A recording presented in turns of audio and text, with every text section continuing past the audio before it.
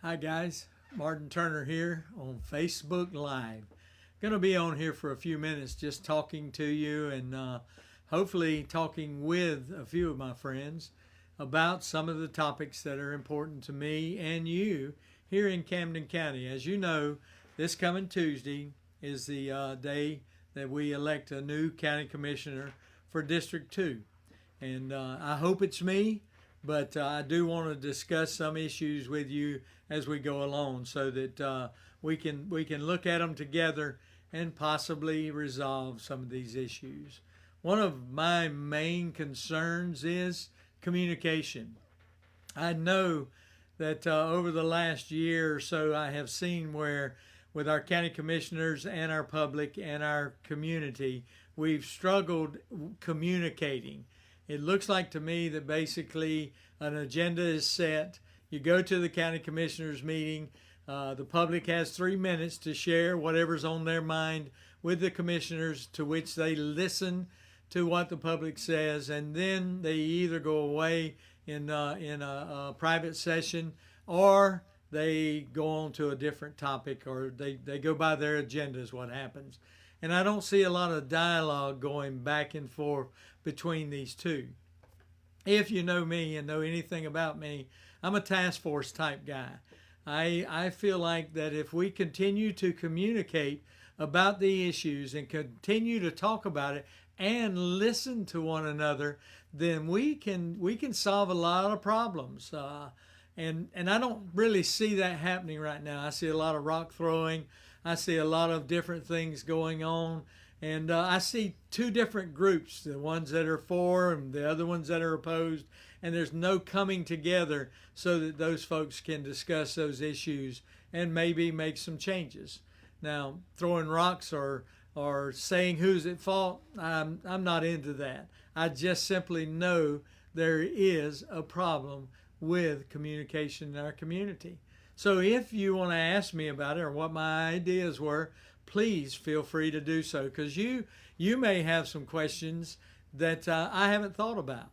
I will tell you one thing that happened to me the other day that I thought was good, and I'm going to go ahead and talk until someone asks me a question. It's basically on the e-splash. And I'd never thought about it this way. To me, e-splash or splashed itself was a good idea, because in that process, we basically get tax money from those people going up and down the interstate who stop and buy gas or eat at our restaurants or go to our grocery stores or do those things, and it would kind of help us with our community in some of our tax situations. But someone brought up a good point, and it was a good point. Matter of fact, I believe it was Matt Jordan that I read this about, and he said you can approve the e-spot if you want to. However, it will build whatever needs to be built.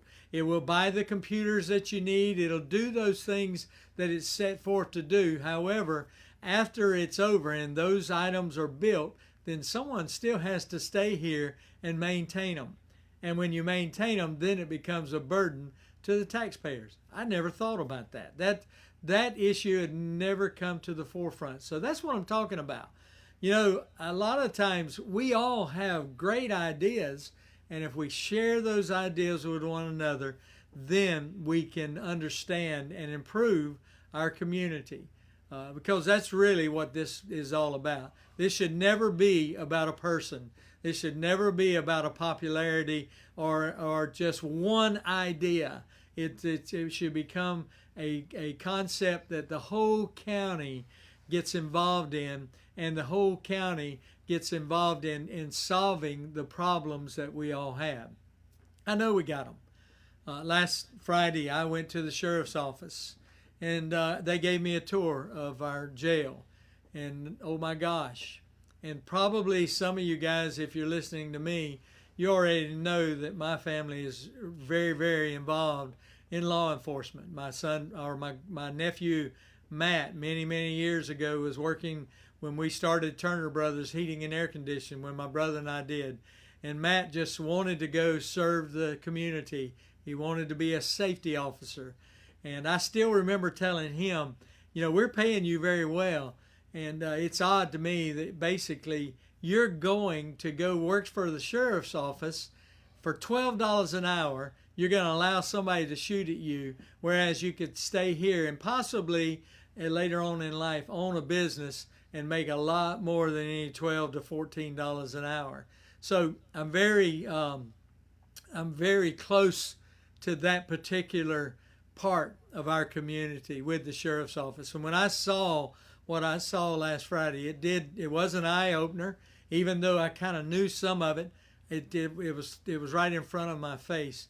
And one thing that I saw was that 50 bunk room, that place where they could separate those people that had gotten themselves in trouble for one reason or the other, some of them being hardened criminals, and then some of them maybe wrote some bad checks or something like that, and they had to spend a little time in jail for it.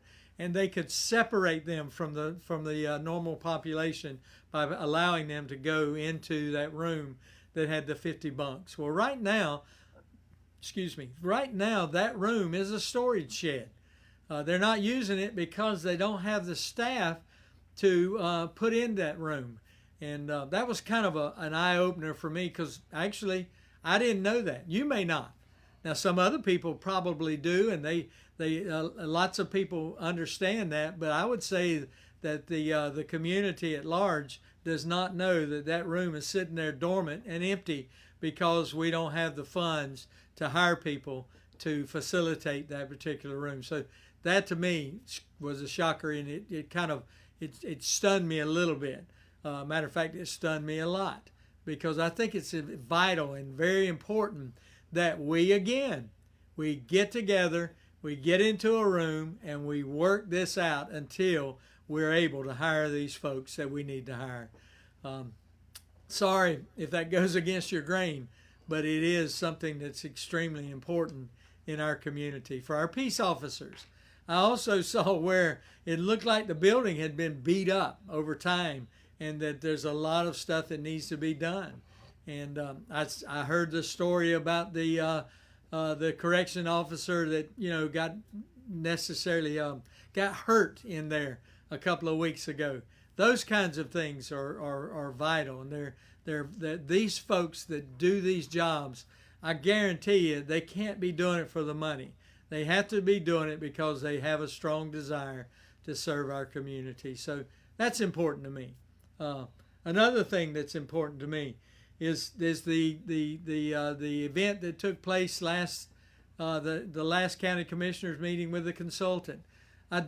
I don't really know all the details in the background, but I do know this: if we put our stuff out in plenty of time for our community to assimilate some of this information and somehow get involved with this decision-making process, or at least share their own opinions about what's going on, I still say it's better. Educated people, I know me, I'm that way. If I understand something, I make good decisions. But emotional people make emotional decisions. So that's extremely important as far as I'm concerned. Also, the Parks and Recreation. I've been with Buck for a long time. I shared an office with his dad years ago at the paper mill when it was still open. And we were pretty close because, like I said, our desk almost bumped up to each other. So I've known Roy Johnson most of my adult life as far as that goes. And then Buck, I still remember Buck. He was a maintenance worker at the paper mill. And I see what he's doing now, and I see what he's trying to do.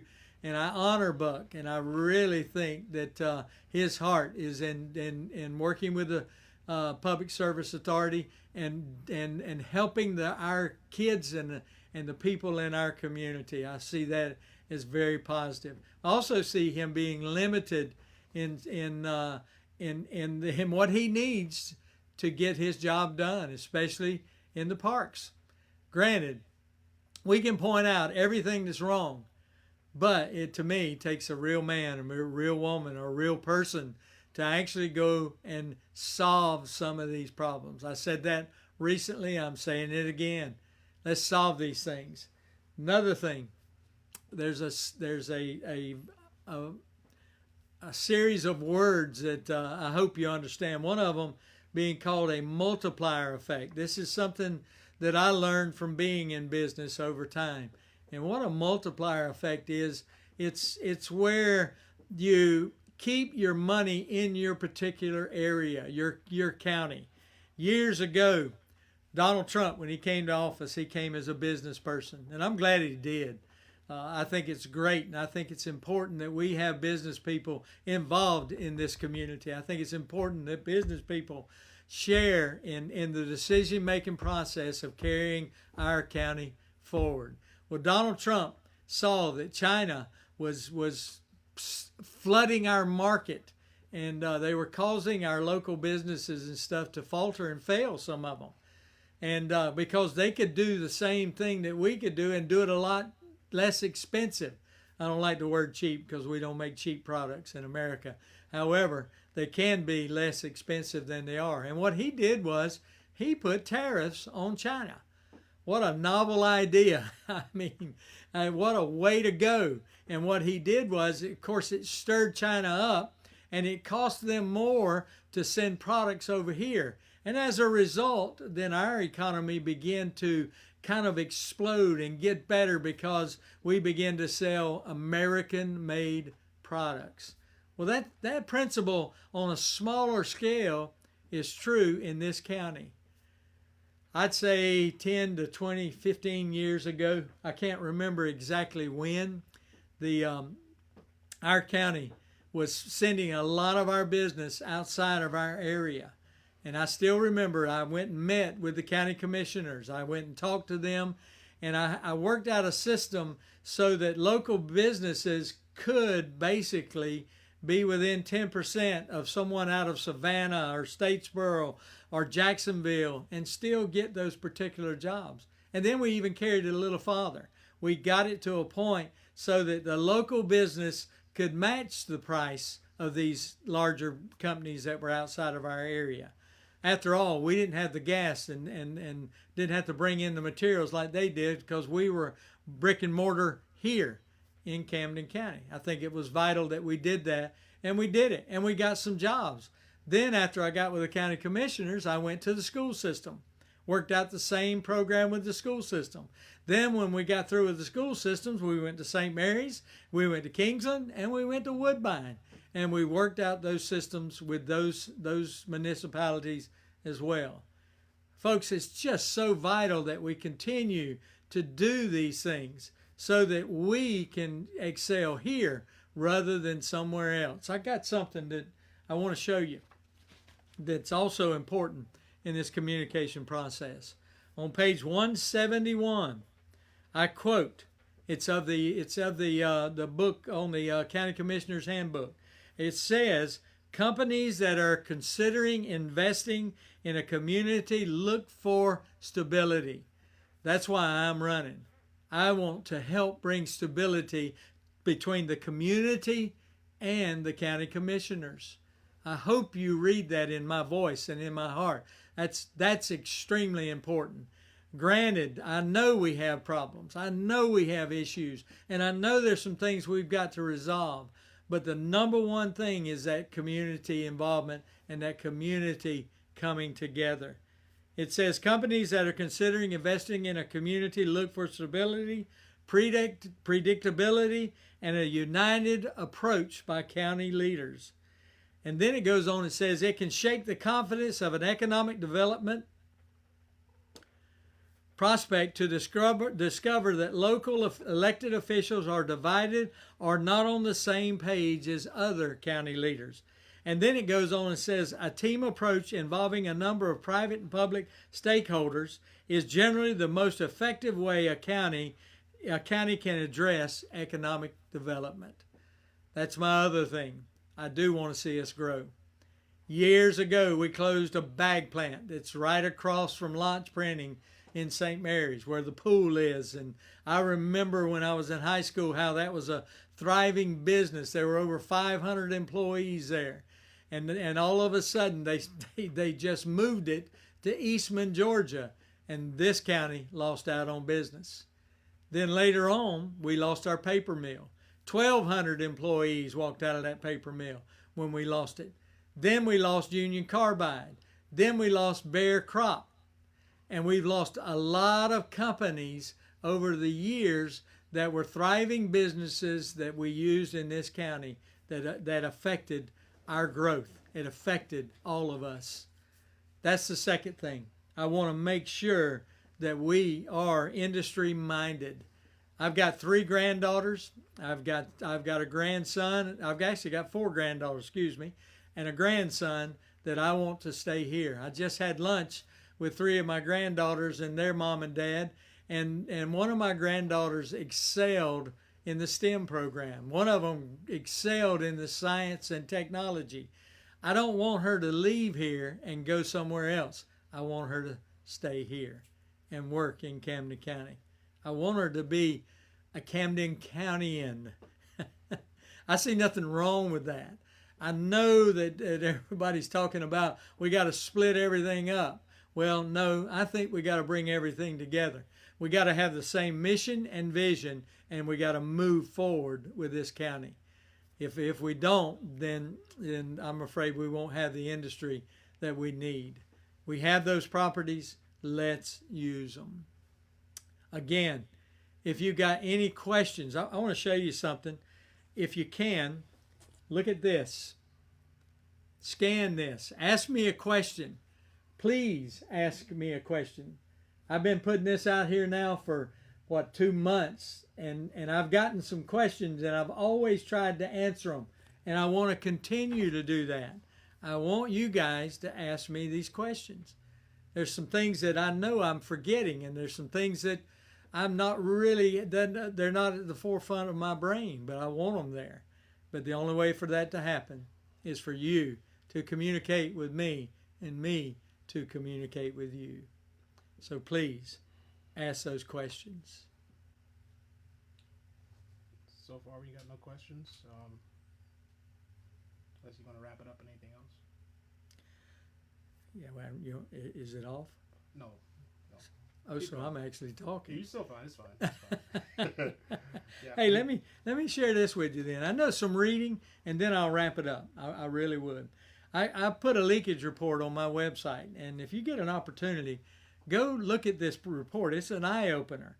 But on that report, it was done by Georgia Power.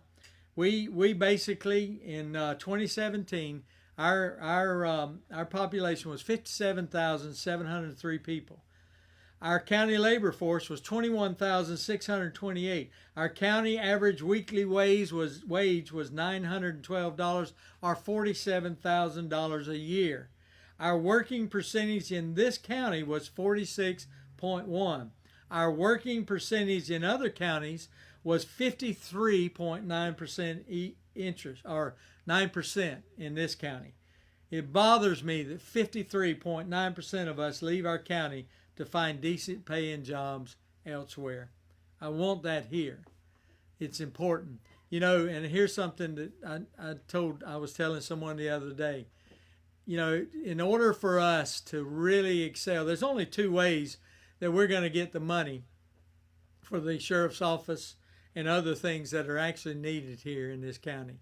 And that's either raise the millage rate or let the multiplier effect take effect in our county and build industry here. That's the only 2 ways. Now, I will say this, and let me address it. I never was for any kind of government buying any land anywhere. We lose money when our local government purchases property. So I wasn't for that. No matter what you may think or say, I was not for that and still am not. I want private industry to come in here. That's how we grow our community. So folks, I appreciate maybe someone that's listening to me now. I hope that you have a great weekend, and listen, vote on Tuesday. Make it a priority. You go out and vote. If you don't vote for me, that's fine. You're a free person. You can do whatever you want to. I ask for your vote because I definitely think that I can help this county. I have been here a long time. I do not apologize for that. I love this county with all of my heart. And I want you to know that. That's not a secret at all for me. I do work with the Joint Development Authority. I do work with the Chamber of Commerce. I am on the Planning and Zoning Board for the City of Kingston, so I definitely work there. I am extremely involved with the Boy Scouts, the Eagle Scouts, the football team, and everything else that I can get involved with here. I play in every golf tournament that I can that helps any kind of nonprofit without even worrying about what they do with the money. I want them to excel, and I want them to help other people. So I hope you have a great day and a great weekend. God bless you, and because I always want God to bless you. He blesses all of us. Have a great weekend, and I will see you later.